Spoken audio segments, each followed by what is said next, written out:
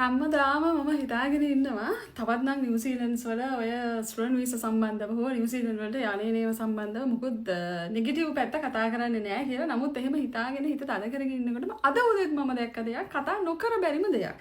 ඒ කියන්නේ සමහර ඒජන්සි වලින් ප්‍රොමෝට් කරනවා නිව්සීලන්ඩ් වල අන්න මීඩියන් වේජ් එක වැඩි වෙලා දැන් ඒක 35ක් දක්වා කරලා කියලා මාර හැපි ෆැන්ටස්ටික් නිවුස් එකක් විදියට ඒක දෙනවා. මොකද්ද මේ මීඩියන් වේජ් එක කියන්නේ? ඒක වැඩි වෙච්ච එක ඇත්තටම සතුටුදායක දෙයක්ද? ඒජන්සි වලින් කොයි තරම් තුට්ටු දෙකේ විදියට මේක මාකට් කරනවද කියන එක මම අන්න එතනදී දැක්ක නිසා ඉතින් මට අදත් හිතුණා මේ ගැන කතා කරන්න ඕන කියන එක. මීඩියන් වේජ් එක කියන්නේ හොඳට මතක තියාගන්න ඔයාලා. මම ලංකාවේදී මේක දැනගෙන හිටියෙත් නැහැ. ඉතින් බහුතරයක් මේක දන්නේ නැහැ. මීඩියන් වේජ් කියන්නේ මට ජස්ට් මට තේරෙන විදිහට මම කියන්නම්. පැයකදී ඔයාට අවලි ගෙවන රේට් එක. දැන් අපිට HCL විදියට නම් අපිට 28.25 ඉඳගෙන ඊට වඩා ගෙවන 30 31 32 දක්වා ගෙවන කම්පැනිස් තියෙනවා. ඉතින් එක එක අයට එක එක ගාන at least 28.25ක් ඕනේ මම රෙසිඩන්සි ඇප්ලයි කරද්දි. එතකොට 28.25ක් මට නැත්තම් එයාලා මගේ රෙසිඩන්සි දෙන්නේ නැහැ. ඔන්න ඕක තමයි මීඩියන් වේජ් එක කියන්නේ. එතකොට ඔයාගේ කැටගරිස් අනුව ඔයා ටීචින් හරි ඔයාලගේ එක එක කැටගරි අනුව රේට්ස් එක එක අයට එක එක අවලි කියන්නේ පැයකට ඔයාට ගෙවන ගාන වෙනස් වෙනවා. නමුත් දැන් අලුතෙන්ම ආපු නීති අනුව කැටගරි 47ක යම්කිසි ප්‍රමාණයකට දාලා තියෙනවා මීඩියන් වේජ් එක. ඒ කියන්නේ ඔයාට පැයකට ගෙවන ගණන රෙසිඩන්සි ඉල්ලද්දී 35ක් විය යුතුයි කියලා. හැබැයි නිව්සීලන්ඩ් වල දැනට ගොඩාක් කම්පැනිස් වලින් ගෙවන්නේ 31, 32, 33 වගේ තමයි. කලින් මේක රෙසිඩන්සි ඉල්ලද්දී 33යි ගාණක් ඉල්ලුවේ. දැන් ඒක ඒගොල්ලෝ වැඩි කළා.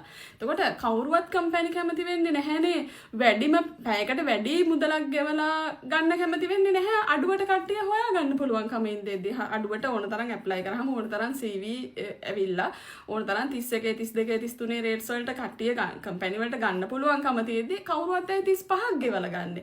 ඒක නිසා අර රෙසිඩන්සි දෙන එක අඩු කරන්න තමයි මේ මීඩියන් වේජ් එක වැඩි කරලා තියෙන්නේ. එතකොට 35ක තමන්ට 35ක් පැයකට ගෙවන්නේ නැතුවම රෙසිඩන්සි ඇප්ලයි කරන්න බෑ. එතකොට තමන් රිජෙක්ට් වෙනවා.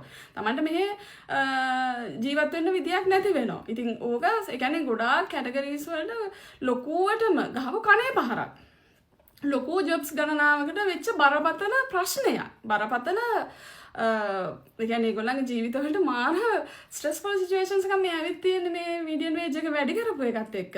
මම දකින්නවාද ලංකාවේ සමහර ඒජන්සි නිව්සීලන්ඩ් වල මීඩියන් වේජ් එක 35 දක්වා වැඩි කර ඇත. මාර ෆැන්ටස්ටික් නිවුස් එකක් විදියට දෙනවා. ඉතින් ඔයාලා ඇත්ත දැනගන්න. අපි ඇත්ත කියනකොට ඇත්ත කියන අපි ඕගොල්ලෝ විවේචනය කරන ඔයාලා ඇත්ත දන්නේ නැති නිසා. ඒකෙන් උනේ මිනිස්සුන්ට හානියක්. ඒකෙන් උනේ ගොඩාක් ජොබ්ස් වල අයට රෙසිඩන්සි ඉල්ලන්න තියෙන පාත් එකට කණේ පහරක්.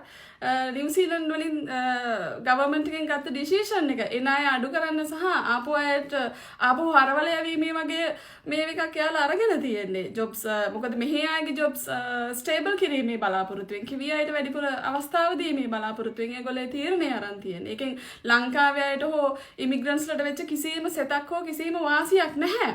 අපි මේ දේවල් කියද්දි අපිට කොච්චර මේවට බැරිනත් කමක් නැහැ කොච්චර මේවට මඩ ගැහුවත් කමක් නැහැ. හැබැයි ඇත්ත දැක්කහම නොකිය ඉන්න බෑ. මෙන්න මේකයි ඇත්ත කියන එක කියන්න හිතෙනවා. ඉතින් ඒකයි කියන්නේ මේ මීඩියන් වේජ් එක වැඩි වෙච්ච එකෙන් සියලුම දෙනාට සිද්ධ වුණේ ලොකු කණේ පහරක් වැදුනේ. කිසිම වාසියක් හෝ ඒකෙන් අපිට කිසිම හොඳක් සිද්ධ වුණේ නැහැ. ඒජන්සි අය ඒක ප්‍රොමෝට් කරන විදිය දැක්කහම හරිම දුකයි. එහෙම කරන්න එපා ඇත්තටම. ඒක ලංකාවේ මිනිස්සුන්ට පෙන්නලා දෙන්න. මෙතනින් අවාසියක් ඕගොල්ලන්ට සිද්ධ වෙලා තියෙනවා. ඔයාලා ඩිග්‍රී අරගෙන මාස්ටර්ස් වලට ඇවිල්ලා ඔයාලට මේ මීඩියන් වේජ් එක නැති වුණොත් මේ මීඩියන් වේජ් එකෙන් ඔයාලට 35 රේට් එකට මාර්තු 9 වෙනිදා ඉඳන් 35 රේට් එකට ජොබ් හොයාගන්න බැරි වුණොත් ඔයාලට මෙහෙ සෙටල් වෙන්න විදියක් නැහැ. ඉතින් ඔන්න ඕක තමයි ඇත්ත කතාව. කැමති අය මට බනින්න. හැබැයි නිව්සීලන්ඩ් අය ඇත්ත දන්නවා. මම හිතනවා ඔයාලා මේ ගැන කතා කරાવી කියලා. thank you එහෙනම් වීඩියෝ එක බලුවට. bye bye.